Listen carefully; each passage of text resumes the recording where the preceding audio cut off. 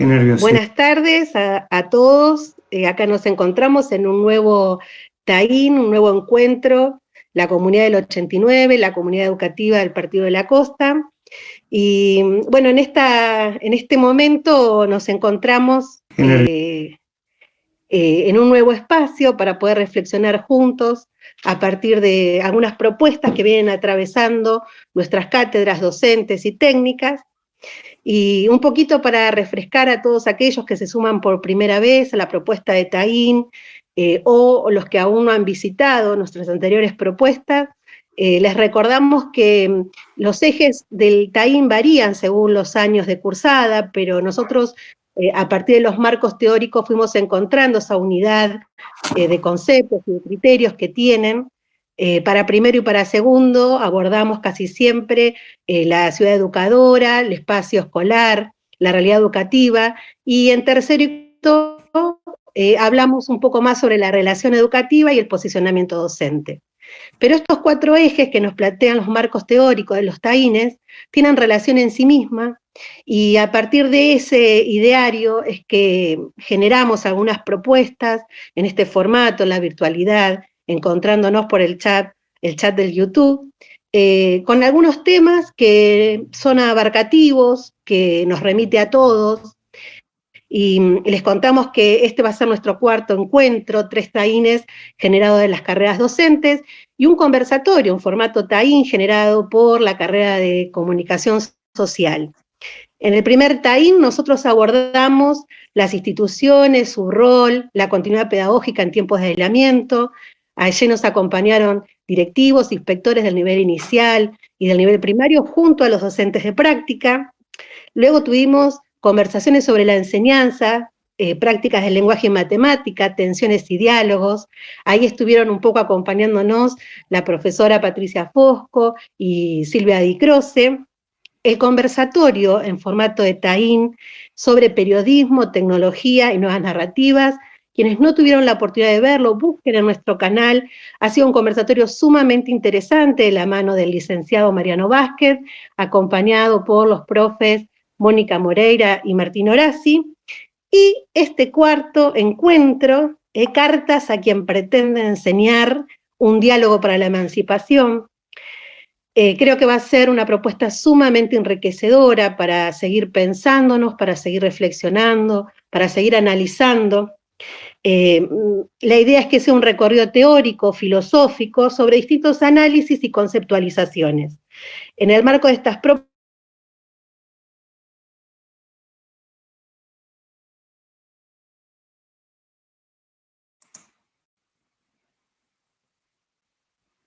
Se quedó congelada Laura. Bueno, buenas tardes a todos, a todas. Esto es parte de esta nueva normalidad, ¿no?, que tenemos que deconstruir y que pensar. Primero, gracias profundamente por permitirnos compartirnos, expresarnos, inscribir nuestras palabras en este espacio virtual que también tenemos que repensar. Y orgullosamente tomé la palabra como anfitrión, quizás, porque soy parte de esta comunidad del 89, y bueno, quiero agradecerle a toda la comunidad del 89, a Laura, a Martín, a Analía, nuestra conductora, a todos los profes, los auxiliares y a los estudiantes que están ahí. Y digo, como parte del 89 quería recibir a mi amigo, al profesor, es de la una persona universidad. admirada y querida, que, digamos, tiene mucho... perdón, había retomado yo, Lau, porque estabas cortada, estabas pausada. No sé si querés cerrar la idea de lo que habías dicho. No se te escucharon los últimos 10 minutos, más o menos. Un ratito. Yo te escucho entrecortado, Ale, no sé, ahí el Tincho, a ver cómo nos viene escuchando. Víctor, ¿nos vas escuchando bien? Sí, a Ale lo estaba escuchando perfecto. A vos, Laura, se te cortó hace un ratito. ¿Dónde se me cortó? ¿Dónde presentaba a Ale? Antes. No nos llegaste a presentar. Antes de presentarlo a Ale. Estabas haciendo un recuento, digamos, de los encuentros anteriores y ahí se cortó. Ah, bien, bueno, pero creo que Ale ahí salió al ruedo, así que vamos a seguir avanzando. Lo estaba Dale. presentando a Ale. Retomo esto porque me parece interesante que podamos compartir los recorridos formativos de los docentes.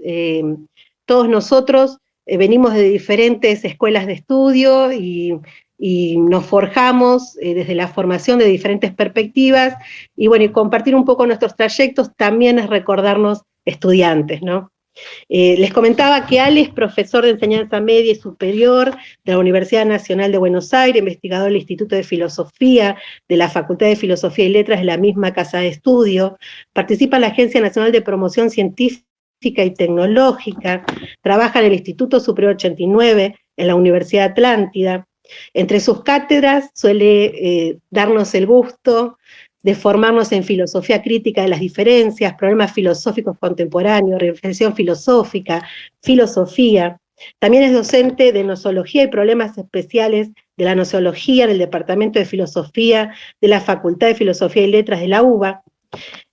También acompaña los trayectos formativos en el CBC, la misma casa de estudio. Y actualmente, en su rol de docente, también se desempeña en nuestra municipalidad, el Partido de la Costa, como director de la Secretaría de Derechos Humanos. Dale, bienvenido. ¿Pude decir todo? ¿Se escuchó bien? Bien. Y nos acompaña hoy Víctor Garay. Un gusto, muchas gracias Víctor por este espacio, por acompañarnos, por aceptar la invitación. Estos son tiempos complejos y la disponibilidad ha sido uno de los imprescindibles para poder seguir construyendo en las comunidades educativas. Víctor es profesor de educación superior en filosofía del Instituto Superior de Formación Docente Joaquín B. González, docente del nivel medio y superior. Está realizando su doctorado en epistemología e historia de la ciencia en la UTREF. Trabajó en el área de planeamiento e innovación educativa del Ministerio de Educación de Cava, como acompañante y capacitador de enseñanza y didáctica de las ciencias en nivel primario y secundario. Bienvenidos. Muchas gracias, Laura. Un honor estar acá y poder compartir este espacio. La verdad es que me siento muy feliz de estar acá con ustedes y de poder pensar algunas cosas y de seguir interpelándonos. Así que, bueno, muy honrado con la invitación y muy contento de participar. Bueno, yo voy a apagar un poquito mi cámara, también a ver de manera que por ahí fluye mejor el sonido. Esperemos que la tecnología nos acompañe en esta horita y media larga que tenemos preparados para estar junto a los estudiantes en un tiempo formativo diferente, pero que implica el compromiso de todos para seguir abrazando los sueños y los proyectos. Los dejo conversando. Voy a quedar con mi cámara apagada y atenta a las preguntas o intervenciones que surjan de nuestros estudiantes para luego compartir con ustedes. Muchas gracias. Muchas gracias, Lau. Yo, Víctor, si me permitís, quería contar que también nuestra relación comenzó como una relación de pareja pedagógica. Así es. Nos conocimos específicamente nos conocimos para planificar juntos metodología de las ciencias sociales, ¿no? Me parece, del CBC, y planificamos un programa y dimos clases juntos, alternadamente y juntos en el aula, que fueron una experiencia que fue muy enriquecedora, que extraño también, que disfruté y disfruto mucho de compartir. Y que fuimos compañeros también en la Cátedra de Pensamiento Científico varios años.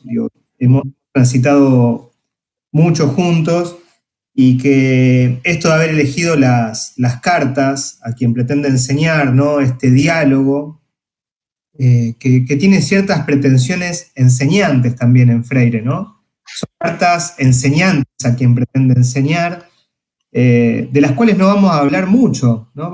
Hemos de manera sugerido y y manipulado desde el título un poco. Vamos a hablar de las condiciones de posibilidad de que esas cartas surjan, de metáforas posibles entre las cartas a quien pretende enseñar y la enseñanza misma, y algunas cuestiones relativas a la temporalidad, al cuerpo y a las subjetividades. Pero quería sobre todo señalar que lo que venía diciendo antes de Víctor, esta admiración como compañero, como persona, que podría decir que cumple con todas las notas que Freire señala en la carta a quien pretende enseñar, que debe tener un maestro, una maestra progresista, su humildad, su amorosidad, y demás, que de alguna manera construir este Taín nos puso en contacto de vuelta con una intimidad que de alguna manera va a quedar expuesta en nuestro recorrido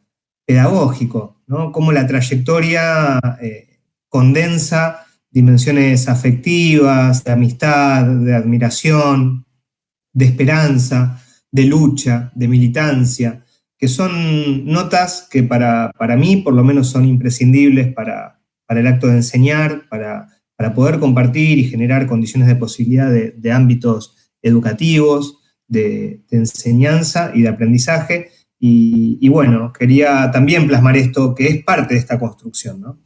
Sí, sí, totalmente. Bueno, lo mismo para mí, bueno, Ale es, además de un amigo y una persona que yo admiro y quiero muchísimo, creo que es un docente transformador y es un intelectual transformador, como decía Giroud, y es una persona comprometida que abre siempre horizontes posibles y eso es lo que más me gusta de trabajar con él y me ha gustado de trabajar con él.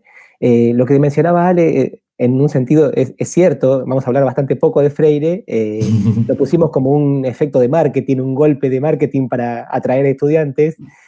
No, bromas aparte, Freire está como soporte, digamos, y subyace a todas las reflexiones que nosotros vamos a ir desarrollando en esta hora y media de conversatorio y de encuentro con ustedes, sobre todo la posibilidad de comunicar los sentidos y los sentires que se ponen en juego a la hora de la escritura y de la praxis docente, digamos, ¿no? Esas serían como nuestras pretensiones, digamos, ¿no? Y un recorrido en esa dirección donde Freire es nuestro horizonte de diálogo también, ¿no? Y por supuesto, también nosotros mismos somos los interlocutores de todo esto. Y en este diálogo que vamos a establecer, quería señalar, en primer lugar, recuperar el concepto de Taín, ¿no? que establece el diseño curricular de la educación superior. El Taín es un espacio, el taller integrador es un espacio que busca dar una respuesta a la fragmentación, ¿sí? Lo puedo leer textual. Es un taller integrador para generar un encuentro de saberes, de prácticas y de actores y actrices de la formación superior ante la fragmentación curricular y la falta de comunicación entre, fin de cita, les involucrados. Se propone la articulación entre la acción y la reflexión grupal, entre la teoría y la práctica, entre la escuela y el instituto de formación, de la formación básica con la cultura escolar, atendiendo a la dimensión social de la práctica. Bueno, estas articulaciones son las que vamos a intentar que se muestren, como decía Wittgenstein, ¿no? Wittgenstein hablaba que respecto de las estructuras se pueden decir o se pueden mostrar, ¿no? Nosotros vamos a decir algunas cosas, pero la pretensión es que en esto dicho se muestre algo otro, ¿no? Se muestre algo otro que sugiera, que pregunte, que interpele a nuestras propias prácticas docentes. ¿A partir de qué? A partir del acto de escribir. Pero no de cualquier acto de escribir, sino a partir del acto, del fenómeno, de la acción de escribir una carta, ¿no? ¿Qué nos podés comentar, Víctor, de esta cuestión particular de escribir una carta? ¿Qué es escribir una carta en pleno siglo millennial que habitamos? Y además, bueno, con todas las disposiciones tecnológicas que uno tiene a mano, ¿no? Y la inmediatez que significa un WhatsApp y la ansiedad de del tilde azul y que no venga la respuesta. Ustedes imagínense que por ejemplo, una carta amorosa tardaba un mes en ser respondida, el trabajo con la paciencia que tenían los enamorados en el siglo XIX, por ejemplo. Imagínense esa respuesta demorada, digamos, ¿no? Empiezo con esta broma porque en realidad, a propósito de la pregunta de Ale, creo que escribir una carta implica apostar por otra temporalidad, ¿no? Implica una demora y sobre todo implica un pedido de escucha, porque conversábamos intensamente esta última semana con Ale y decíamos que siempre en una carta hay una primera persona y una segunda persona, esa carta está dirigida a alguien y en algún sentido es, por un lado, un pedido de escucha y por otro lado es la construcción de un territorio íntimo, ¿no? Y la carta tiene una serie de marcas en los grafismos, digo, de intensidad de la presión de la lapicera, de pausas. Uno puede sentir como un aroma en esa carta y un ritmo en esa carta que tienen que ver incluso con la corporalidad y no solamente con el ejercicio del pensamiento. O mejor dicho, sería hacer cuerpo ese pensamiento o que las ideas se vuelvan como un grafismo que tiene que ser decodificado por un otro además, ¿no? Porque sin ese otro que decodifica esos grafismos, la carta es un montón de hormigas en una hoja, son manchas que no tienen sentido, digamos, ¿no? Solo cobran sentido por el ejercicio lector. Entonces, la carta presupone ya a ese otro y, en algún sentido, escribir una carta hoy en tiempos de aceleración tiene que ver también con luchar por construir ciertos nichos de un tiempo distinto y una demora del pensamiento y de la escritura, ¿no? Que están completamente vinculados, ¿no? Entonces habíamos pensado nosotros, como en este primer momento, reflexionar en torno a la carta como formato, como objeto, la corporalidad de la carta, ¿no? Que es un algo que uno puede palpar, que uno puede oler incluso, y que uno puede reconocer ahí ciertas marcas que tienen que ver con el cuerpo, como decía hace un rato, ¿no?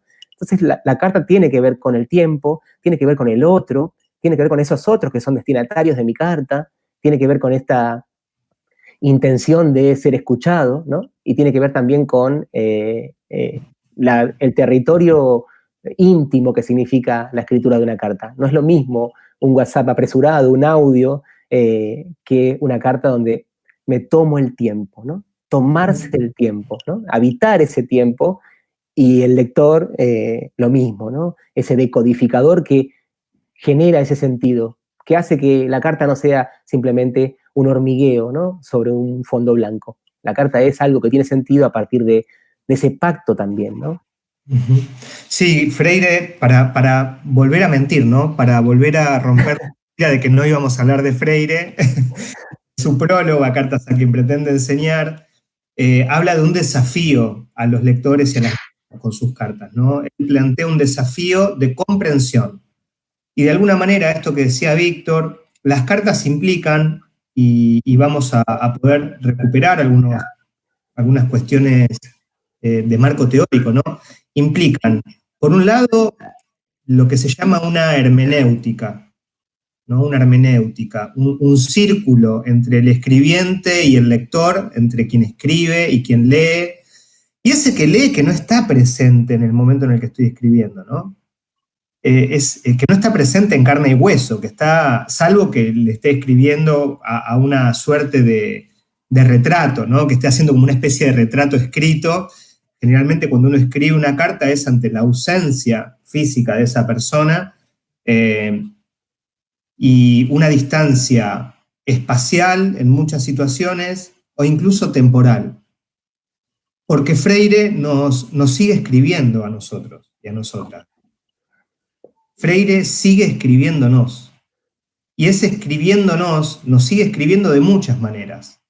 Nos sigue escribiendo porque sus cartas se siguen recreando en nuestra lectura, nos sigue desafiando.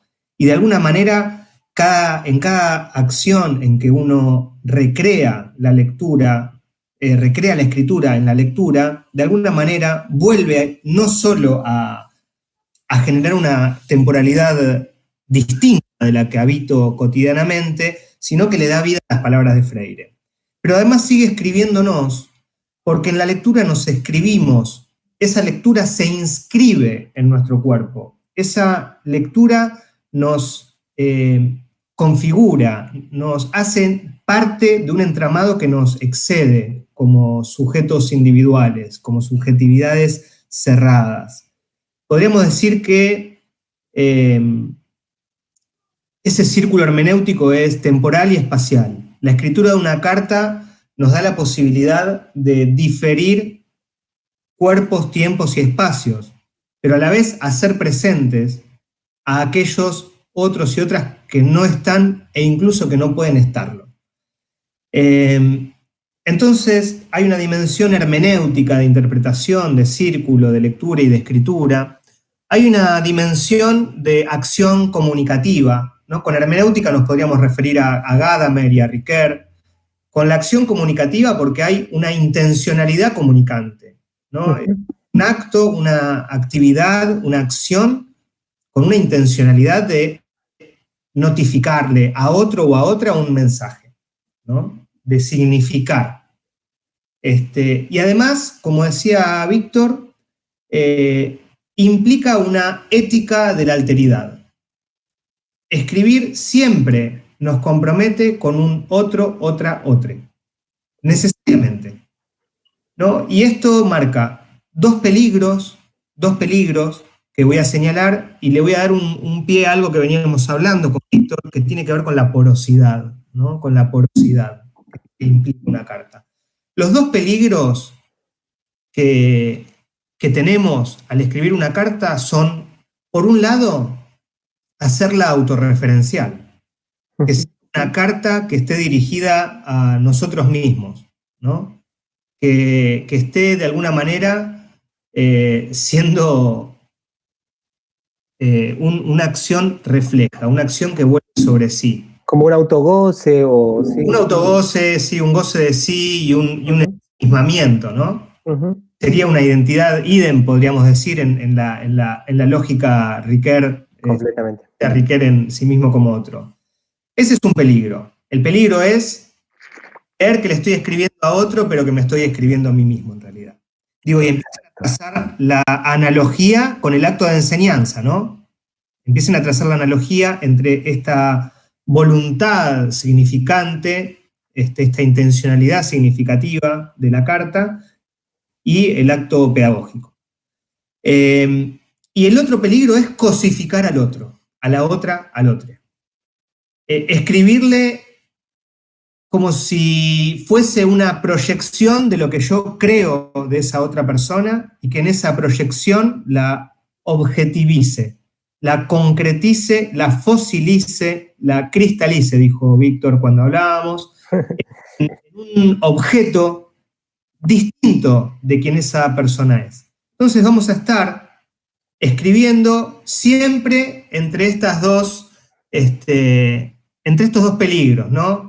Entre Sila y Caribdis, podríamos decir. Estamos entre Sila y Caribdis, entre medio de estas dos aguas, ¿haciendo qué cosa cuando escribimos una carta? Entonces, en realidad, lejos de darle la respuesta, les voy a hacer la pregunta. ¿Qué escribir una carta? ¿Qué hacemos cuando escribimos una carta? ¿Por qué escribir una carta? Y aún más, ¿por qué escribir una carta a quien pretende enseñar? Con fines pedagógicos, con fines enseñantes, como una advertencia, como un mero hecho de goce estético. Digo, bueno, y entre medio de estos dos peligros, la carta tiene que mostrar cierta porosidad para dar cuenta de esta ética de la alteridad que nos va a comentar Víctor.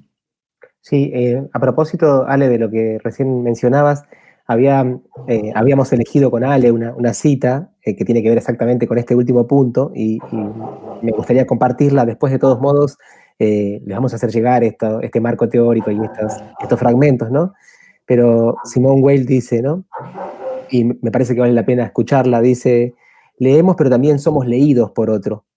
Interferencias entre ambas lecturas. Obligar a alguien a que se lea a sí mismo como lo leen los demás, esclavitud. Obligar a los demás a que nos lean como nos leemos a nosotros mismos, conquista, mecanismo.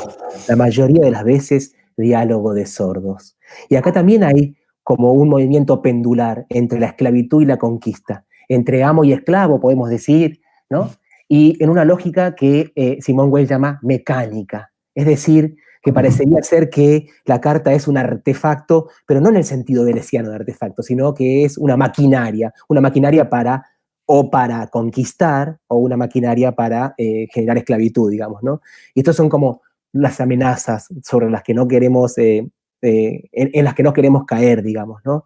Porque de alguna manera, al principio, cuando empezamos este hermoso conversatorio, decíamos que implica siempre escribir para un otro, para una otra, para un otro, como decíamos recién, siempre implica un compromiso ético, de un posicionamiento respecto a eso que irrumpe. Me gusta mucho cuando Ricoeur dice, la tolerancia no es una concesión que le hacemos a los demás, es comprender que en el mundo hay cosas que me exceden, ¿no? Sobre las que no me puedo apropiar. Este sueño moderno del yo, que es una maquinaria que todo lo apropia, que todo lo significa, que todo lo etiqueta, que todo lo adjetiva, digamos, ¿no? En ese proceso de adjetivación hay un proceso de colonización, de apropiación, de domesticación, si ustedes quieren, ¿no? Y nosotros estamos pensando, a partir de las cartas de Freire, digamos, ¿no? Que nos interpelan, que nos siguen hablando. A mí me importa mucho recuperar lo que dijo Ale, ¿no? Ale nombró a Gadamer, un gran filósofo, ¿no? Y un hermeneuta moderno, bastante actual, digamos, no murió hace tanto tiempo, y él habla del proceso de comprensión como un proceso infinito. Es decir, que los textos, las cartas en nuestro Taín, ¿no? Las cartas son como estructuras abiertas que siempre están dispuestas a nuevas actualizaciones, nuevas significaciones. Es como si le diéramos clic al iconito de actualizar la página, digamos, y se vuelven a cargar nuevas cosas que antes no aparecían visibles, digamos, ¿no? ¿Por qué? Porque nosotros somos otros y otras y otres. Nosotros también somos esa permanencia en el tiempo y ese cambio, digamos, ¿no? Y en ese proceso temporal emergen, hacemos emerger nuevos sentidos. Y ese hacer emerger no es producto de una autopsia, no es que analizo la carta como haciendo un informe forense, digamos, ¿no? Lo que hago con esa carta es entablar una relación corporal, entablar una relación con esa carta como si fuera un otro, ¿no? Como si fuera un organismo vivo. Y esto tiene relación un poco con la pregunta de Ale respecto a la alteridad, ¿no? Y respecto a lo que Ricoeur va a pensar de la alteridad, ¿no? Nosotros estuvimos conversando un poco en esta línea y recordábamos esta idea de Ricoeur de que en la propia configuración del sí mismo están los otros, digamos, ¿no? La otredad forma parte del sí mismo y nos gustaba pensar en una cierta porosidad de la subjetividad, porque la subjetividad también es múltiple, está constituida de esos vínculos, de esas trayectorias. Yo estoy configurado y estoy atravesado por mis experiencias compartidas con Ale, por ejemplo. Inevitablemente me ha cambiado, para mejor, me gusta creer, pero me ha cambiado el haberme cruzado con Ale, digamos. Esas contaminaciones en el sentido positivo, digamos, ¿no? Esos vasos comunicantes, que la piel permita esas filtraciones, ¿no? Y esos contactos y esos tactos hace que inevitablemente pensemos al yo, por un lado como una ilusión, ¿no? Como una ilusión sin duda, y por otro lado como algo narrativo que implica necesariamente las otras narraciones, digamos, ¿no? No sé si estás de acuerdo, Ale, con esto último. Totalmente. Y pienso, digo, en esta ética de la alteridad, ¿no? Y dice Freire, radicalidad de la otredad que se da en el diálogo y en la carta, ¿no? Hay una radicalidad extrema de la intersubjetividad en la carta.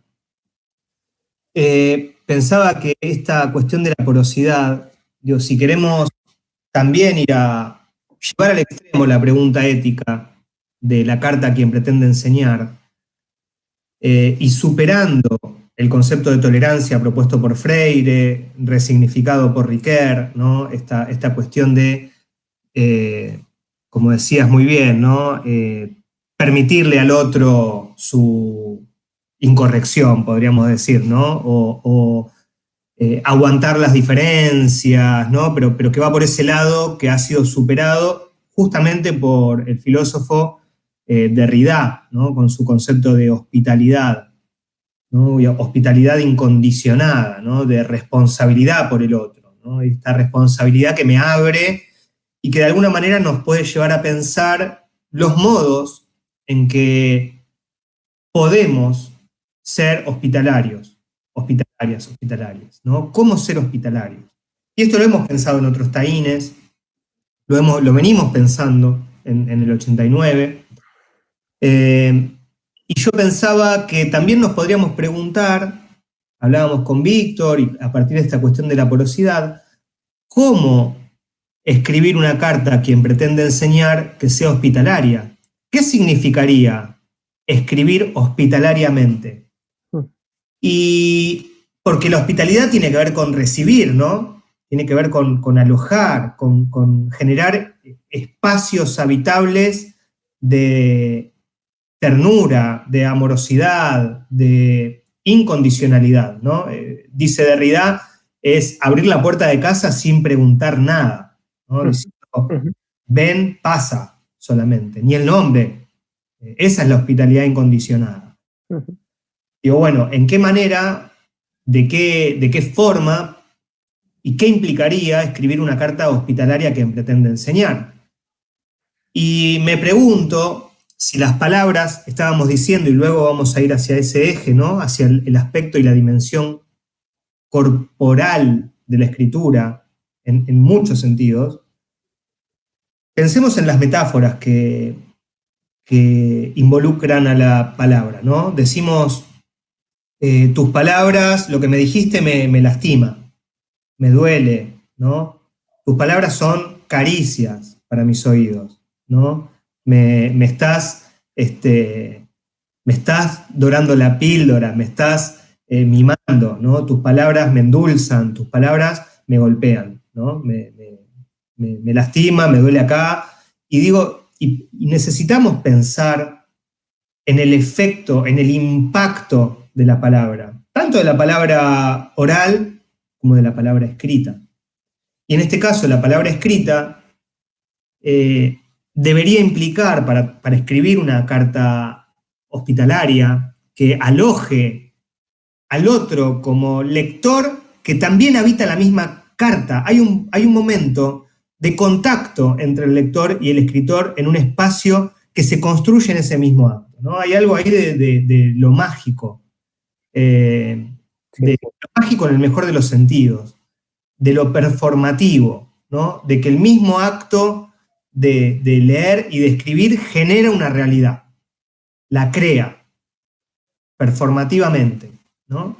Y que esa palabra, en su porosidad, en su disponibilidad para ser atravesada por la mirada del otro, para ser apropiada por el otro y devuelta por el otro, para hacerse carne en el otro, en esa lectura, aloje la mirada del otro, ¿no?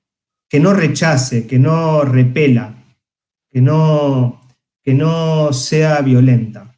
Este punto que Ale toca es como un punto vital, ¿no? De una importancia enorme y además muy difícil. O sea, nosotros les traemos el problema a ustedes para ver cómo lo solucionan, porque nosotros no hemos podido aún, estamos todavía en ese esfuerzo de poder pensar. Es difícil, sinceramente, por un lado, generar esa carta hospitalaria, es muy trabajoso y requiere de un compromiso enorme, ético, intelectual, emocional. No nos olvidemos de eso, ¿no?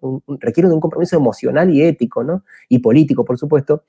Y también, siguiendo con la analogía que ya deslizó Ale hace un rato, a la hora de planificar, a la hora de pensar en una intervención, a la hora de pensar en mi praxis como educador, también tiene que estar esto en el horizonte, digamos, ¿no? ¿Cómo lograr esa palabra que sea no una conquista, no una imposición, no una metáfora que cosifica, que cristaliza o que incluso domina, digamos, ¿no? Esto es bastante complejo porque inevitablemente uno se ha formado un ideal o hay ideales operando detrás de cada propuesta que uno hace. Yo quiero que el otro logre esto y lo otro. Y el otro resiste, el otro se revela, el otro se está haciendo, digamos, ¿no? Y en ese estarse haciendo hay cortocircuitos, hay malos entendidos, hay confusiones que forman parte también del acto comunicativo, ¿no?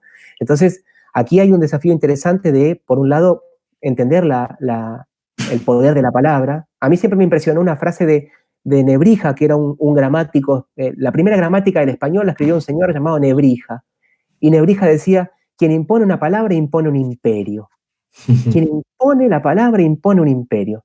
Es asombrosa la frase en el sentido de cómo la palabra tiene la capacidad de construir una lógica, una gramática, ¿no? Nosotros hemos discutido seguramente a lo largo de nuestras formaciones mucho sobre la gramática escolar, digamos, y aquí también tenemos que ser atentos a el uso de las palabras, la elección de las palabras, la elección de las metáforas, porque esas metáforas configuran cuerpos, digamos, ¿no? Se ha hablado mucho sobre esto, ¿no? Sobre la profecía autocumplida o el efecto Pigmalión, digamos, ¿no? O la teoría del etiquetado también se puede encontrar en otra línea teórica.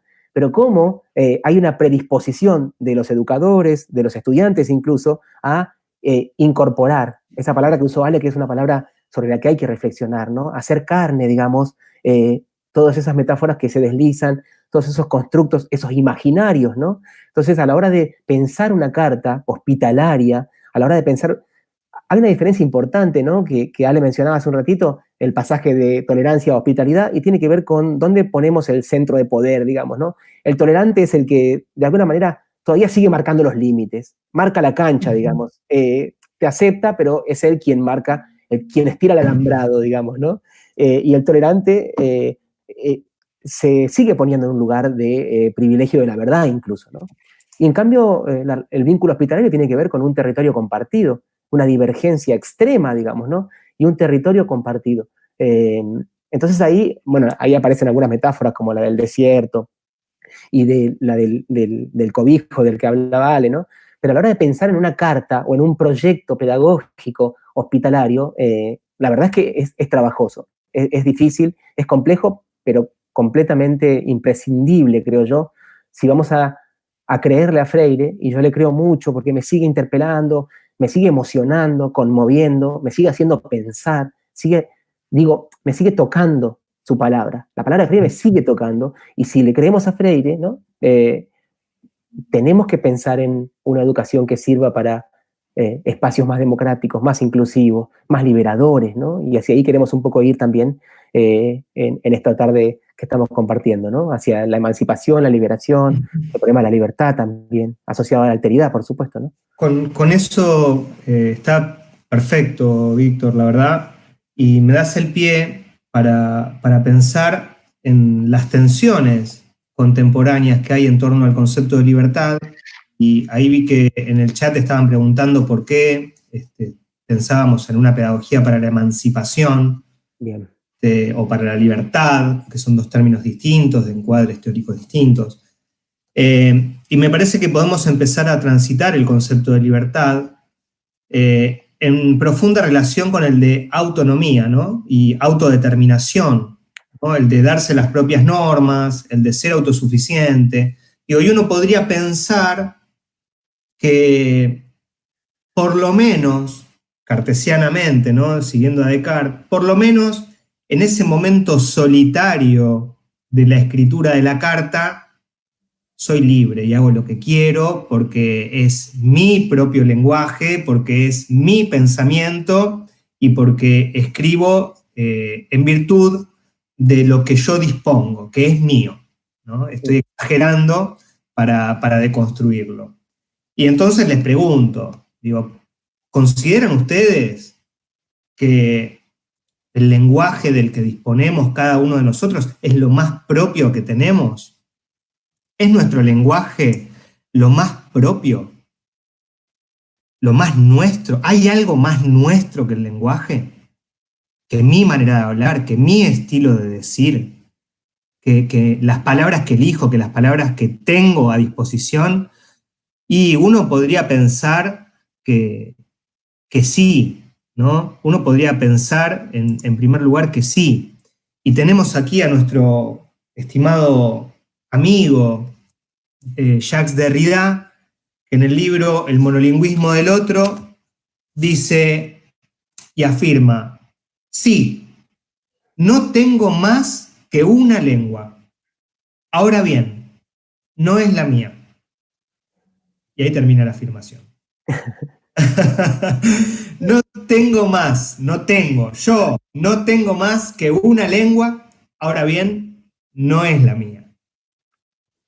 Y esta afirmación aparentemente contradictoria, este libro, este monolingüismo del otro, Derrida lo escribe en modo de diálogo también, entraña una contradicción primera, que no es tal, es una contradicción para los modernos, es una contradicción para los que consideran que un sujeto es autosuficiente, autónomo, que no depende de nada más que de sí mismo, etc. No es una contradicción para quienes sostenemos y nos posicionamos de una ética de la alteridad, donde el otro nos constituye en todos los sentidos posibles. Y siempre inacabadamente, ¿no? Nunca terminamos de constituirnos o de instituirnos porque somos sujetos incompletos, el mismo Freire lo dice. Nunca nos completamos, nunca nos terminamos, sino eso nos pondría también en un rol de objeto. Ahora, esta lengua que tengo, que no es la mía, es nuestra lengua materna. Si nos ponemos a pensar en la propia definición de nuestro lenguaje original, es el lenguaje materno. Y ya en su misma definición, es de nuestra madre la lengua, no es nuestra. ¿Sí? No significa que sea extranjera, dice Derrida, esa lengua. Es una lengua familiar, pero no es mía.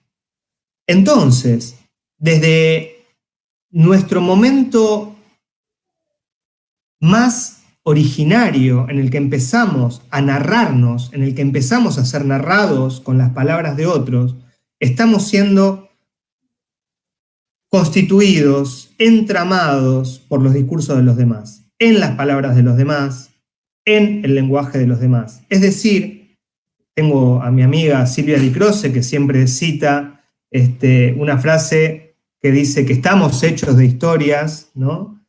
Y podríamos decir que estamos hechos de historias de otros, historias que narran otros, con lenguajes que son de otros, pero de los que dispongo. Entonces, ahí radica la importancia de la que señalaba Víctor, que tenemos que adjudicarle al lenguaje. Porque con nuestro propio lenguaje, hay un filósofo que se llama Austin, que escribió un libro que se llama Cómo hacer cosas con palabras, que le da el carácter, él de alguna manera describe la performatividad del lenguaje. El lenguaje crea realidad. Crea realidad. Y esto lo llevamos al aula todo el tiempo. Totalmente. Adjetivamos, ¿no? Cuando adjetivamos, cuando definimos espacios, lugares, cuando jerarquizamos, cuando damos importancia a unas cosas y no a otras. Digo, pero ahí estamos creando realidad todo el tiempo a partir del lenguaje. Así como nosotros estamos creados por narraciones propias y ajenas, siempre con un lenguaje de otras, otros y otras. Está buenísimo esto último, Ale, que quiero sumar a lo que venís diciendo, este lenguaje que nunca es mío, digamos, ¿no? Este lenguaje que por un lado nunca es mío y por un lado nunca es suficiente, ¿no? Siempre bordea algo que es del orden de lo indecible, digamos, ¿no? Y quería sumar a lo que venías diciendo. Vos mencionaste, y a mí me pareció muy potente, digamos, ¿no? Ese momento de la escritura, de la intimidad de la escritura, me siento, armo mi batería de cosas, me preparo un café, prendo la lámpara, prendo un saumerio, lo que sea, el rito que yo tenga asociado a la escritura. Ahí, en ese acto de escribir y en esos ritos, también están inscriptos los otros, y esto está bueno para desmontar como un pequeño mito, digamos, que es el mito de, bueno, yo cierro la puerta del aula y soy yo. Bueno, soy yo que soy múltiple y estoy siendo narrado y estoy en diálogo con tradiciones, ¿no? Entonces, frente a ese lenguaje que siempre es de otro, digamos, ¿no? Ahí hay que como frenar. Siempre me parece que no solo la filosofía, creo que el pensamiento mismo, digamos, tiene que ver con un rumiar, digamos, ¿no? Con un volver a pensar y a masticar y a darse una demora, ¿no? A ralentizar para poder permitir que emerjan cosas que en la aceleración o en la dictadura de lo obvio están invisibles, digamos, ¿no? Ahí tenemos que empezar a pensar qué tipo de narrativas o en qué tipo de narrativas queremos ser inscriptos. Y queremos inscribir a los otros y a las otras y a les otros, digamos, ¿no? Hay una disputa ahí por narrativas, ¿no? Una disputa por metáforas, una disputa por palabras, porque las palabras tocan, las palabras, lo decía Gorgias, ¿no? Ese pequeño soberano que es la palabra, ¿no? Que puede herir y salvar. Gorgias, allá en el siglo V de Pericles, ese soberano que es la palabra, ese imperio que impone una palabra, como decía Nebrija, hay una disputa ahí, no solamente por palabras y metáforas, hay una disputa por narrativas, y esas narrativas son constitutivas de nuestra idea del yo. Y esto es muy importante, digamos, ¿no? Porque nos configuran, en esas tradiciones narrativas nos configuramos. Y además, esas tradiciones narrativas legitiman y asignan lugares, cuerpos, espacios, y expectativas incluso, ¿no? Expectativas de a dónde va a llegar ese otro, a dónde va a llegar, qué está reservado, ¿no? A mí me encanta, Rancière dice, en un momento señala algo así como que el principio de la emancipación de la lucha proletaria en la Francia del siglo XIX tuvo que ver con desmontar la asignación de lugares y la asignación de expectativas. O sea, desmontar eso que se ha sedimentado en mi cuerpo, hecho de discursos dominantes, hegemónicos, que cristalizan. Y por eso nuestra invitación a pensar en una carta hospitalaria, ¿no? Para pensar estos problemas, digamos, ¿no? Para pensar en, esto lo dice Freire con una insistencia que a mí me parece clave, digamos, ¿no? Para pensar la dimensión que significa la práctica docente, ¿no? Lo que está en juego, digamos, ¿no? Cuando uno elige esta profesión extraordinaria, digamos, ¿no? De pensar con y de formarse con, ¿no? Ahí hay una responsabilidad enorme que tiene que ver con las expectativas, con el diseño del futuro, con la identidad, ¿no? Quería sumarte a eso, Ale, que está buenísimo. Sí, sí, porque me haces pensar en este momento, quería recuperar lo que habías planteado antes de la primera y la segunda persona en la carta. Me gustaría pensar juntos quiénes están involucrados en una carta, ¿no?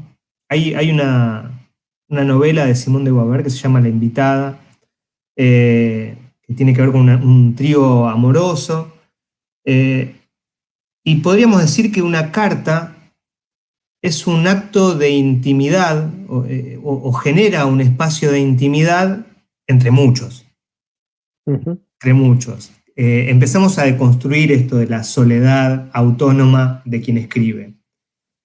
Hay, en primer lugar, sí, claramente y en línea con Ricoeur, un yo, ¿no? Como decías vos, un yo que es el narrador, ¿no? Quien narra, quien escribe. Pero también hay un yo que es testigo, ¿no? Que es testigo de lo que se va escribiendo y que es testigo de lo que pasó y de a quién se le escribe, ¿no? Entonces hay un yo que ya es múltiples, como decías vos, ¿no? Hay un yo idem, que es idéntico todo el tiempo, quien sostiene de alguna manera ese narrador, pero también hay un idem ipse, ¿no? Hay una alteridad. La idea de mismidad ya contempla una alteridad, ¿no? Decir que algo es lo mismo implica que algo que es identificado como algo distinto de eso, pero que coincide, ¿no? O sea, ya implica una reflexión, implica un reflejo que vuelve sobre sí. Y esto nos pasa a nosotros todo el tiempo, podríamos decir, ¿no? Esta reflexión. Y es lo que pedimos, de hecho, es lo que pide el diseño curricular, ¿no? Que los docentes que reflexionemos respecto a nuestras acciones, ¿no? Una de las articulaciones que proponía en realidad el diseño curricular en relación al TAIN era la de acción y reflexión, ¿no? Y esta reflexión tiene que ver con este desdoblamiento. Ahora bien, hay una primera persona. También hay una segunda persona, recuerdan, ¿no? Primera, segunda y tercera persona. Yo, tú, él, nosotros, vosotros y ellos. Bueno, hay un yo, hay un tú, un vos. Un vos a quien te estoy escribiendo, ¿no? Freire me escribió a mí, Freire. Les quiero decir esto, Freire me escribió a mí. Y les escribió también a ustedes. Completamente. Y a Martín, y a Laura, y a Analía, y a todas ustedes que están ahí, que quisieron enseñar. A ustedes en particular. en su singularidad, en todas sus diferencias. Y quiero que tratemos de pensar la analogía entre esto y la planificación y la práctica docente. Porque Freire escribió un libro, una sola segunda carta, pero esa primera carta es siempre distinta, siempre recreada de manera diferente según quien la lee, ¿no? Y ahí también está doble identidad. Identidad idem, en algún punto es siempre la misma carta, y en algún punto es siempre otra de sí, ¿no? Pero ahí no se agota la cuestión. No somos dos nada más los involucrados en una carta. Hay además un nosotros. Y es el nosotros quienes compartimos el lenguaje que estamos usando y que nos permite reconocernos como formando parte de una misma comunidad. Y esto tiene que ver con la acción comunicativa que planteábamos al comienzo, que se refiere a Habermas, ¿sí? Un filósofo, que es sociólogo, quien teoriza sobre la acción comunicativa. Y es imprescindible para que nos podamos comunicar, reconocernos en una misma dimensión, como un mismo estamento, en un mismo estrato ontológico, gnosiológico y fundamentalmente ético, ¿no? Es un reconocimiento del otro, de la otra, del otro. Un reconocimiento como un par, con todas nuestras diferencias. Entonces, en una carta hay un yo, hay un vos, hay un nosotros, ¿no? Entonces hay una multitud, hay una comunidad involucrada en esa carta. Y a mí me parece maravilloso pensar eso. Me parece maravilloso pensar la riqueza, la productividad, las posibilidades infinitas de crear realidades distintas y superadoras que tienen las cartas de Freire.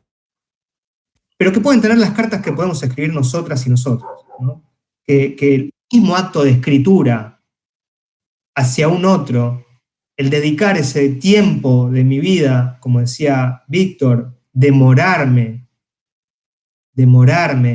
en el despliegue de mi escritura como una manera de ser en el mundo que tengo, entre tantas otras posibles, para tocarte, ¿no? Para llegar a vos, a esa segunda persona, para llegar a decirte y a transmitirte algo, a expresar, a sacar fuera del cuerpo, ¿no? A presionar hacia afuera algo que tengo que transmitirte a vos. Me parece que algo de eso, de ese acto de amor, decía el profe Kleiser, ahí vi en el chat, tiene que ver con todo acto educativo, ¿no? Algo de eso hay en la amorosidad que propone Freire. No sé qué te parece, Víctor. Sí, no pude leer el mensaje del profe, lamentablemente, por las extensiones del navegador y qué sé yo, cuestiones técnicas que siempre suceden. Pero me gustó lo que dijo el profe, porque también lo dice explícitamente Freire, ¿no? Digamos, ¿no? Que sin esa dimensión amorosa, y en el sentido potente del amor, ¿no? En el sentido, me gustaría decir, revolucionario de la palabra amor, digamos, ¿no? Jasper decía que el arte nos salva de la barbarie. Yo creo que el amor nos salva de la barbarie, sinceramente, ¿eh?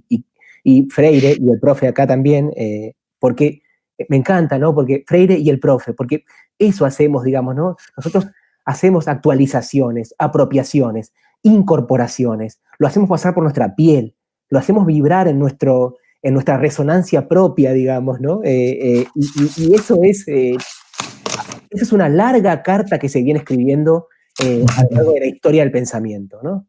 Una larga carta. Platón nos sigue escribiendo, digamos, ¿no? Y en Platón incluso, a pesar de sus rebotes un poco atemorizantes, en Platón hay una idea de simetría de los interlocutores, digamos, ¿no? Hay una simetría de los interlocutores. Y lo que decía el profe Kleiser, si no me equivoco, de ese gesto amoroso, completamente de acuerdo, tiene que ver con eso de lo que estamos pensando, y en una forma de amor que elimine la idea de amo, digamos, ¿no? Que está dentro de la palabra amor. Una forma de amor no posesiva, por supuesto, sino una forma de amor que transite en esa ética de la alteridad, ¿no? En una forma de amor donde yo estoy desbordado y me me voy a vivir afuera de mí, digamos, ¿no? Y a propósito de este punto, digamos, yo no quiero abusar con las citas ni nada de eso, pero simplemente les quiero compartir algunas que son extraordinarias, por ejemplo esta, que por supuesto no es mía, ¿no? Es de Deleuze, un filósofo, uno de los mejores del siglo XX, sin duda, y Deleuze dice, somos desiertos, pero poblados de tribus. Pasamos nuestro tiempo acomodando esas tribus, disponiéndolas de otro modo, eliminando algunas de ellas, haciendo prosperar otras. Y todas esas poblaciones, esas multitudes, no impiden el desierto, que es nuestra propia asquesis. Al contrario, ellas lo habitan, pasan por él, sobre él. El desierto, la experimentación sobre sí mismo, es nuestra única identidad, nuestra única alternativa para todas las combinaciones que nos habitan. Pongo una negrita en la siguiente frase, digamos, ¿no? Haciendo prosperar otras. ¿Cuáles queremos hacer prosperar? Es una pregunta ética esa. ¿Qué identidades queremos hacer prosperar a la hora de planificar, a la hora de elegir un recorte bibliográfico? Porque esto va mucho más allá de cuál autor me cae bien o cuál autor me cae mal, digamos, ¿no? Ahí estoy haciendo prosperar un mundo o estoy obturando. Siempre elegimos, ¿no? Y siempre recortamos y siempre nos posicionamos.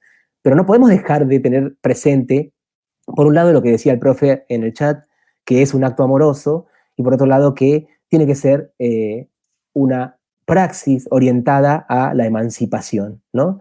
Porque también lo conversábamos intensamente en estos días con Ale, hay una idea un poco que yo podría llamar neoliberal, aunque esa es una categoría como que hay que precisar, lo que sea, ¿no? No estamos discutiendo ahora eso, pero hay como una idea neoliberal de entender la libertad en términos del puro yo, digamos, de la individualidad, ¿no? Y creo que la escuela tiene que ser un espacio de resistencia a esas ideas de libertad empobrecidas, digamos, y que además tienen que ver con narrativas que para mí no son fértiles en el sentido de que obturan, imposibilitan, son castradoras incluso, ¿no? Eso. Totalmente, y ahí es la dimensión política y ética del hecho educativo, ¿no? Digo, esta es la responsabilidad que tenemos para pensar hoy, ¿no? Este es nuestro compromiso, como diría Freire, ¿no? Con una dimensión estética de placer y de goce, porque todo enseñar requiere que se realice bellamente, y también con su dimensión ética y política en relación a ella. Y esta emancipación, por nuestra parte, está involucrada, por un lado, en esta primera persona del plural que hay en toda construcción de una escritura. Y también decía Silvia, yo hablé de primera del singular, segunda del singular, primera del plural, y también decía que hay un ustedes, y está muy bien, hay una segunda del plural también, que está contemplado. Y además podríamos pensar que hay una tercera persona, que es el discurso de la ciencia. El discurso de la ciencia se escribe en tercera persona, se escribe con pretensiones de objetividad. Entonces, el desafío que tenemos como profesionales de la enseñanza, ¿no? Y los que son técnicos también en su práctica, en su trayectoria formativa, es tomar ese discurso impersonal, ¿no? Objetivo, escrito en tercera persona, hacerlo propio con toda la alteridad del caso, digamos, o sea, hacerlo propio a partir de un lenguaje ajeno, que nos habita, que nos construye, que nos viabiliza nuestra identidad, para dirigirlo a una segunda persona singular, ¿no? Y aquí está la tensión esta de hacer una planificación que dé cuenta de las singularidades que la van a recibir en la práctica áulica, ¿no? En un sentido ampliado de aula, por supuesto. Y esta misma tensión está en las cartas a quien pretende enseñar, y esta misma tensión está en toda acción de escritura. Toda escritura involucra la primera persona, la segunda persona, el nosotros y el ustedes.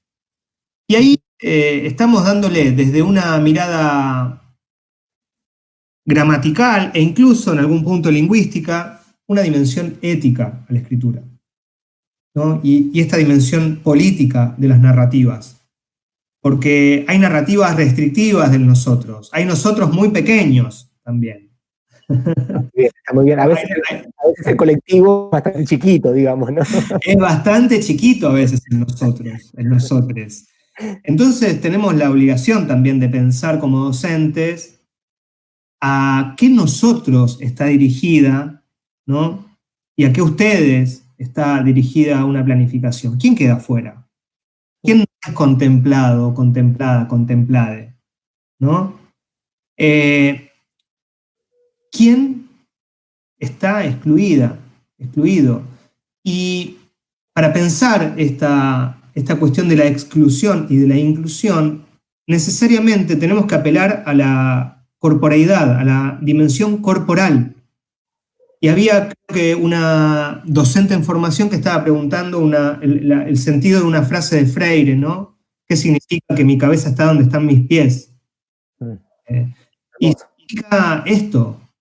Significa que el pensamiento no es algo abstracto que yace en una dimensión descorporeizada. Yo pienso con los pies en la tierra, en las raíces, situacionalizados, siempre en contexto, en situación, con emociones, con hambre, con sueño, sin ganas, porque tengo que hacerlo, con los nenes llorando, con ganas de irme a dormir, podrido, con profundo deseo de hacer lo que estoy haciendo. Digo, me atraviesan un montón de dimensiones corporales en la escritura. Y además, somos nuestro cuerpo, estamos siendo nuestro cuerpo. Entonces, no podemos escindir la escritura, tampoco la planificación, por supuesto, de la corporeidad que somos. ¿Sí? Quisiera leer, yo sí voy a abusar de las citas, porque en este diálogo, de alguna manera es una manera de compartirnos, decía, y compartirnos es compartir nuestras lecturas también, es compartir nuestros modelos, nuestras personas admiradas, nuestras palabras más queridas. Y les quiero leer un texto de Jean-Luc Nancy, que ya lo citó Víctor antes. Este es otro libro, es un libro que se llama Corpus. Y dice, cito, escribir, tocar el extremo. ¿Cómo entonces tocar el cuerpo, en lugar de significarlo o de hacerlo significar? Uno está tentado de responder con prisa que o bien eso es imposible, que el cuerpo es lo inimscriptible, o bien que se trata de remedar o de amoldar el cuerpo a la misma escritura, bailar, sangrar. Respuestas sin duda inevitables, sin embargo rápidas, convenidas, insuficientes. Una y otra hablan en el fondo de significar el cuerpo, directa o indirectamente, como ausencia o como presencia. Escribir no es significar. Se ha preguntado, ¿cómo tocar el cuerpo? Puede que no sea posible responder a este cómo, como si de una pregunta técnica se tratara. Pero lo que hay que decir es que eso, tocar el cuerpo, tocarlo, tocar, en fin, ocurre todo el tiempo en la escritura. Fin de cita. Quería traerlo porque tiene que ver con algo que decía Víctor y que también recuperábamos, de cómo las palabras nos tocan, ¿no? Y cómo escribir es, de alguna manera, extender la corporeidad. Escribir es materializar los pensamientos en otro lugar distinto, ¿no?, que mi propio cuerpo. Es extender mi cuerpo, es inscribirme en el afuera, ¿no? Y habla de inscripción y de exscripción también, Nancy. Muy bueno, vale, muy bueno. Además, en vínculo, ¿no?, con esto, la idea de que también la escritura puede abrir espacialidades, ¿no? Abrir un claro, digamos, ¿no? También puede ser una forma de expandir el campo de lo posible, ampliarlo, hacerlo más ancho, digamos, ¿no? Frente a, digamos, una tupida tradición de categorías, de interpretaciones, de ideas y de metáforas, cómo volver a abrir un claro ahí en esa densidad teórica de las tradiciones, de la racionalidad, incluso de la lógica instrumental, digamos, ¿no? De los medios fines, eso que parece tan difícil de desmontar, digamos, ¿no? Que venimos batallando tanto y venimos, como decía un poco Benjamin, perdiendo siempre, digamos, ¿no? Y en esa línea, Nancy también, ¿no? Dice en un libro hermoso que se llama El sentido del mundo, dice, hay diferencia de lugares, es decir, lugar, dislocación, sin apropiación de lo uno por lo otro, ¿sí? Y ahí nosotros veníamos hablando de la esclavitud y la conquista, ¿no? Sin apropiación de lo uno por lo otro. No hay sujeto y objeto, sino ubicaciones y lugares, desvíos, mundo posible, ya mundo, ¿no? Mundo posible. Y en este sentido, bueno, ese abrir una espacialidad, hacer una pausa, un hiato, si ustedes quieren. Y en ese hiato, ¿qué cosas, qué promesas somos capaces de instalar? ¿Qué promesa? Cuando Riquier habla de la identidad narrativa, no solamente habla hacia atrás, digamos, como una genealogía de lo que he sido y llegué hasta aquí. También está pensando, cuando piensa en la identidad narrativa, está pensando en una prospección, en un distenderse hacia adelante, digamos, ¿no? Una expectativa de lo que vendrá y una expectativa de que seguiré siendo igual, digamos, ¿no? Y ahí hay un punto re importante, ¿no? Porque ¿quiénes queremos seguir siendo? Digo, dar la palabra, dice Riquet, ¿cuál es la promesa que quiero hacer? ¿Qué versión mía? ¿En qué tradiciones discursivas, narrativas, con cuáles me quiero identificar? ¿Y qué tipo de rupturas o de desviaciones o de mundos quiero instalar, ¿no? Instalar mundo. Esto que parece metafísica del lenguaje, y quizá lo sea,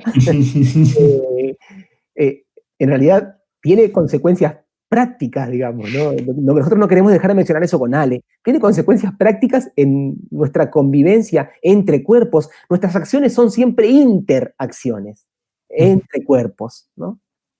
Sí, y a esto traigo el indicio 20 sobre el cuerpo de Nancy, que dice, los cuerpos son diferencias, por consiguiente son fuerzas. Los espíritus no son fuerzas, son identidades. Un cuerpo es una fuerza diferente de otras muchas. Un hombre contra un árbol, un perro delante de un lagarto, una ballena y un pulpo, una montaña y un glaciar. Vos y yo. Es una belleza. Hermoso. Digo, y esto que estamos compartiendo, que nos gusta, que nos apasiona, esto está involucrado en nuestra escritura. Esto está involucrado en nuestra manera de pensar nuestras clases. Esto está involucrado en nuestro imaginario docente. Esto está involucrado en nuestro horizonte formativo. Digo, y lo que estamos proponiéndoles es que nos repensemos, ¿no? Que nos repensemos en este despliegue que estamos haciendo cuando escribimos, ¿no? Para recuperar la importancia de escribir, pero fundamentalmente para que en esa importancia de escribir aparezca el otro como una responsabilidad de la cual me tengo que hacer cargo, a la cual tengo que alojar y para con la cual, digo, para retomar lo que decía Víctor, trayendo a Riquer, me tengo que comprometer, ¿no? Y queríamos empezar a pensar quizás en una actividad que les queríamos proponer en relación a un compromiso, a una promesa diferida de algún otro encuentro, ¿no? Porque los cuerpos son temporalidades y si la escritura es cuerpo, la escritura es temporalidad. Y en este despliegue de temporalidad que estamos siendo en este momento, nos queremos comprometer a encontrarnos en otro momento, por decirlo de algún modo.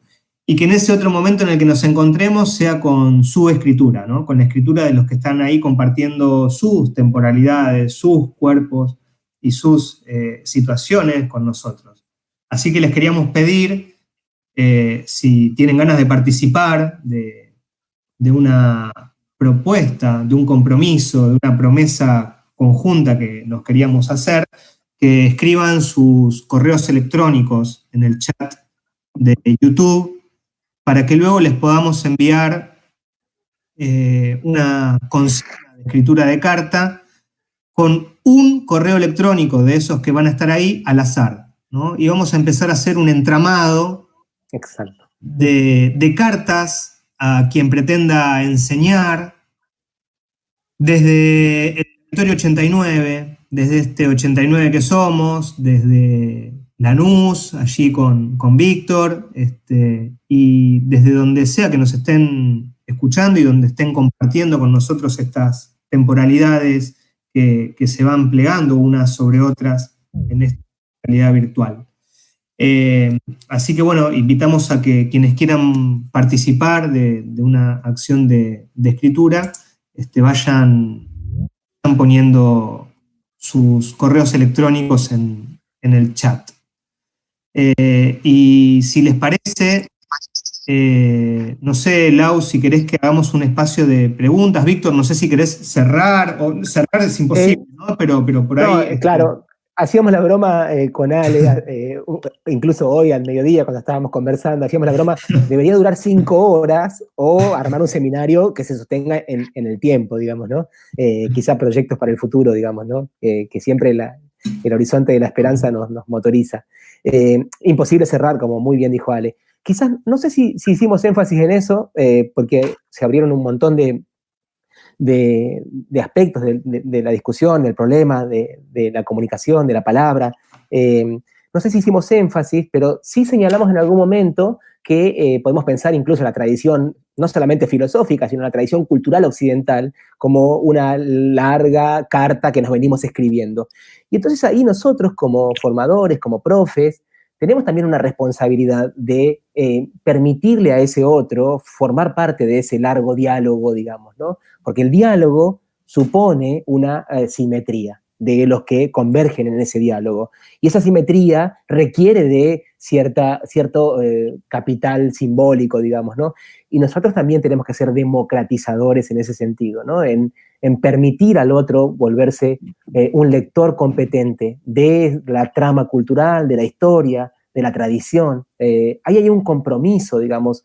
Nosotros como formadores tenemos la obligación ético-política de ofrecer herramientas, aún en las circunstancias más desfavorables.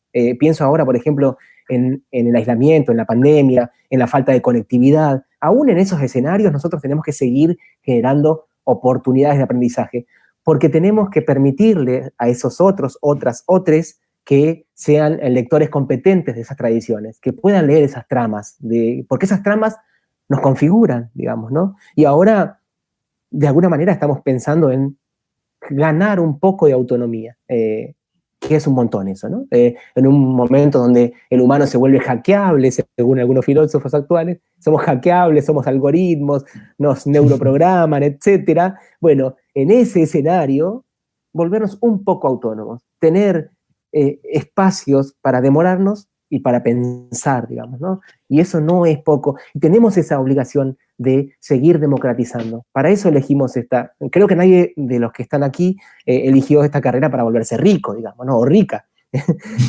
Creo que a todos nos convocó este desafío de democratizar y de diseñar un futuro que sea más deseable o mejor, ¿no?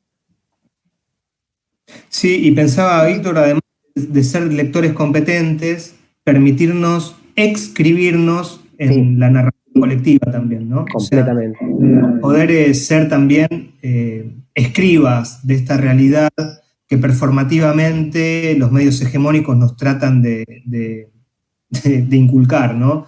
Y darnos la posibilidad de escribir una utopía diferente del mundo al que pretenden que nos resignemos, ¿no? Una pedagogía para la esperanza, de la esperanza y por la esperanza, podríamos decir, para seguir el pensamiento de Freire a partir de la escritura de otros mundos posibles, viables, concretizables, que nos tenemos que proponer como docentes.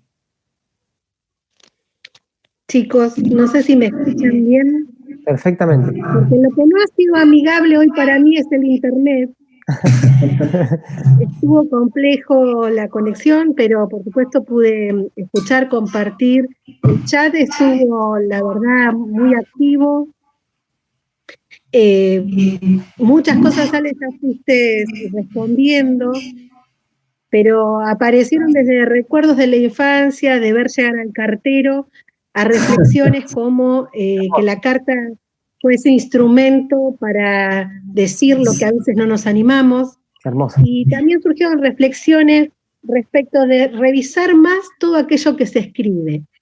Me parece que esa reflexión es súper válida, porque sería como, a partir de esa escritura, volvernos a pensar a nosotros mismos. Me quedo con algo que dijo Víctor acerca de instalar otros mundos, ¿no? Yo pensaba instalar otros mundos donde ya hay otros. No estamos hablando de crear un mundo distinto, sino de reconstruir, construir y transformar en lo que ya tenemos. Por ahí un mundo que tiene poca accesibilidad, un mundo complejo en esta etapa que nos toca vivir, que lo ha sido complejo siempre, ¿no? Pero hoy las desigualdades se han puesto al día y es un poco nuestra tarea instalar otras lógicas, otros discursos, otras narrativas. Hay algo de esto también que aparece en el chat, Ale, cuando compartiste: escribir es materializar pensamientos, ¿no? Algunas reflexiones iban en torno con el cuidado y la reflexión de aquello que decimos, a quién se lo decimos, para qué lo decimos, por qué lo decimos. Hubo mucho compartir, mucho ida y vuelta a través de las reflexiones de ustedes. Algunos pensamientos también decía que creo que tenemos varias lenguas en nosotros mismos, ¿no? Estamos llenos de historias. Bueno, la verdad ha sido muy enriquecedor, hubo mucha reflexión. Quizás esta propuesta que nos animan a llevar adelante, bueno, la podemos retomar hacia el adentro del ejercicio de nuestras cátedras. Bueno, hay saludos para ustedes, gracias, genios. Ahí la Dire manda besos y saludos. Bueno, el profe Raúl Castro, Silvia Di Croce, Eliana Prosman, Andrea Francisconi, bueno, todos nuestros docentes, Miguela, todos nuestros docentes, muchísimos estudiantes compartiendo este momento. No sé si quieren compartirnos algo más, tenemos unos minutitos, si quieren por ahí volver sobre algún concepto. A mí me gustó mucho lo que dijiste recién, Laura, de un comentario del chat. Hablaste de que estamos configurados por muchas lenguas, dijiste algo similar a eso, ¿no? Y está bueno, no lo mencionamos nosotros, pero muchas veces tenemos como cierto preconcepto de que somos, que todos hablamos español, que somos descendientes de europeos, hay como unas cosas ahí instaladas, y en realidad somos como multiculturales. Digamos, en nuestras aulas hay niños que vienen de Paraguay, que vienen de Perú, que vienen de Bolivia, que tienen otras tradiciones, que vienen de Oriente. Entonces, ahí hay como una forma también de violencia, digamos, ¿no? O sea, parece ser que hay un tipo de discurso instalado y hay que acomodarse a ese discurso en lugar de volvernos permeables y hacer interfaz para que esos que no entienden, que no pueden, que no se adaptan, puedan, digamos, ¿no? Ahí hay también una disputa importante por no pensarnos tan monolingües, digamos, ¿no?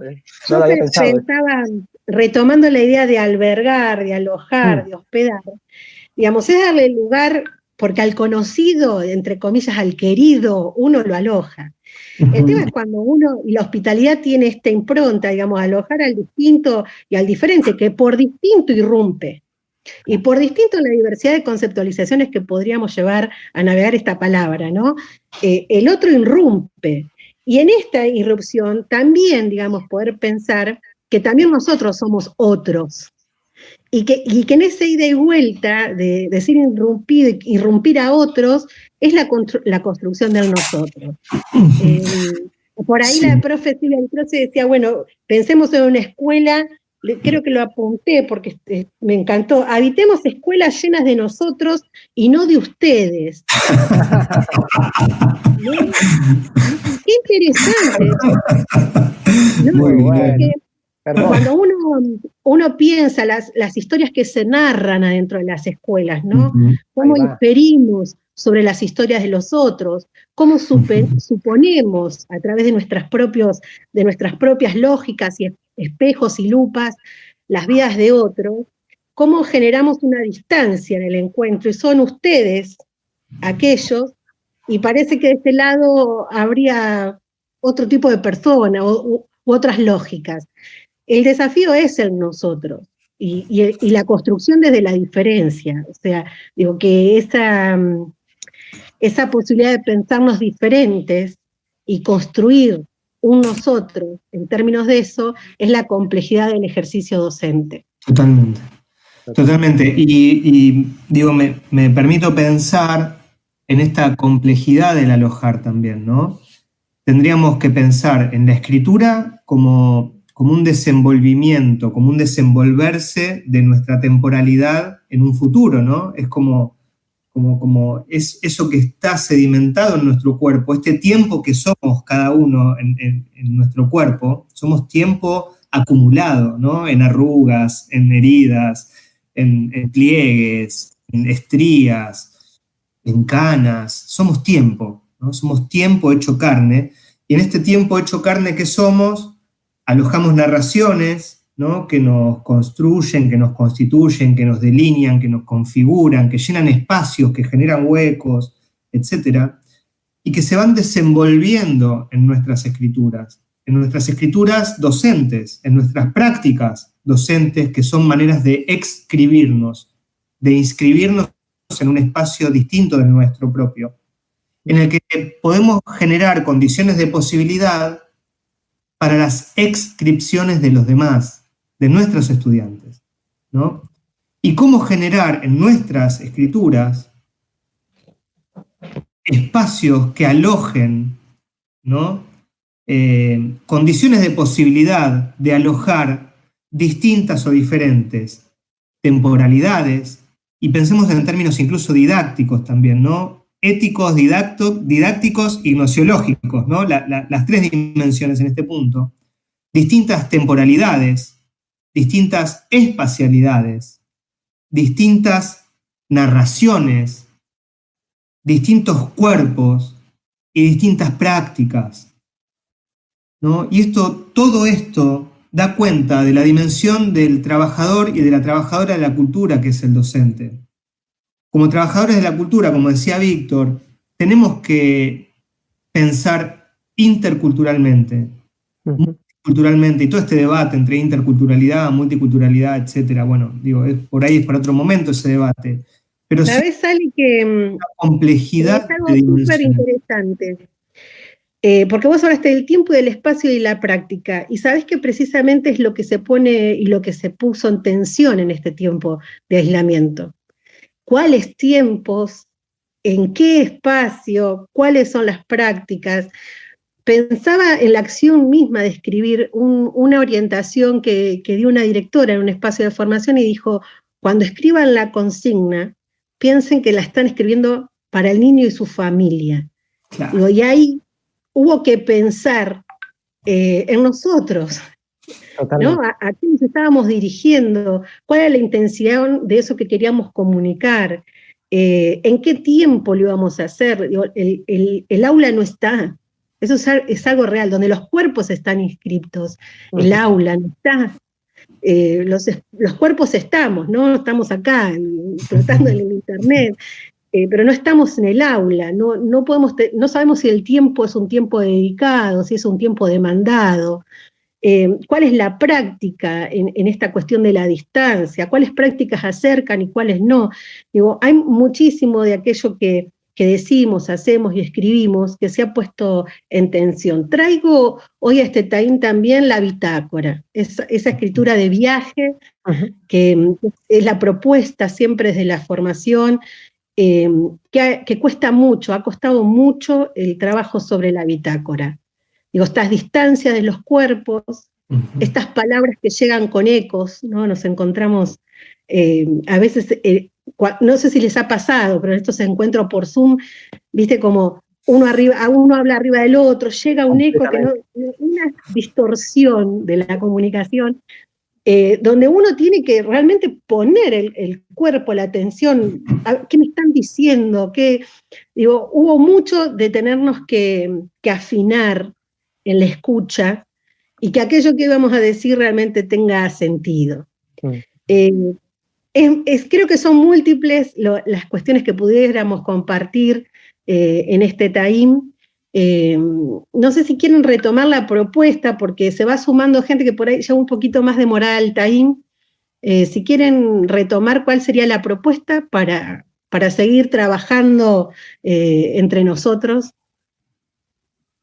Sí, la propuesta sería que quizás después, de manera diferida en el tiempo y el espacio, en los espacios de cátedra, pensemos en la posibilidad de escribir una carta a quien pretenda enseñar de modo hospitalario, ¿no? Que permita alojar estas múltiples dimensiones de las distintas singularidades que estamos atendiendo y que nos permitan repensarnos en esta escritura que estamos siendo en cada caso desplegada, ¿no?